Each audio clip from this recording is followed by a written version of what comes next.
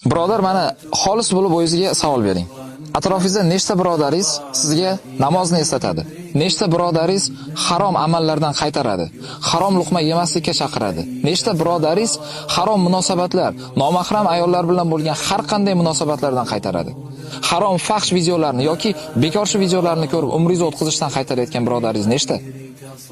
Yoki aksincha, dunyoga berilishga, go'zal-go'zal joylarga borish, yaxshi-yaxshi kiyimlar olish, faxsh amallarni qilib yurishlikka chaqirib, o'shani da'vat qilayotgan birodaringiz nechta?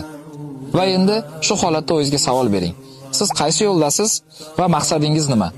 Bizning maqsadimiz faqatgina chiroyli mashina olib, chiroyli kiyim kiyib, chiroyli joylarda yashashmi, birodar?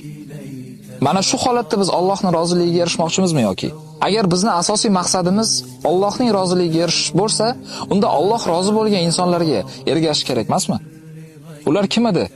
Avvalo Rasululloh sallallohu alayhi vasallam va sahobalar.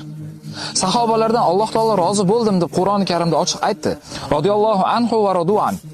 Alloh taolo ulardan rozi bo'ldi va ular ham Allohdan rozi bo'ldi demadimi? Ular nima uchun Allohning roziligiga erishdi? Chunki Alloh taolo buyurgan buyruqlarini bajardi, Allohga bergan va'dalarida sodiq turishdi. Va bugun siz mana shunday sodiqlar bilan birgamisiz?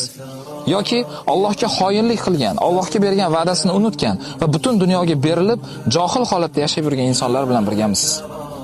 Hozirgi faxsh tarqalgan mana shu dunyoda yashar ekanmiz, atrofimizni sodiq birodarlar bilan himoya qilib, o'zimizni mustahkam ushlamasak, biz ham mana shu zalolatga botamiz, birodar.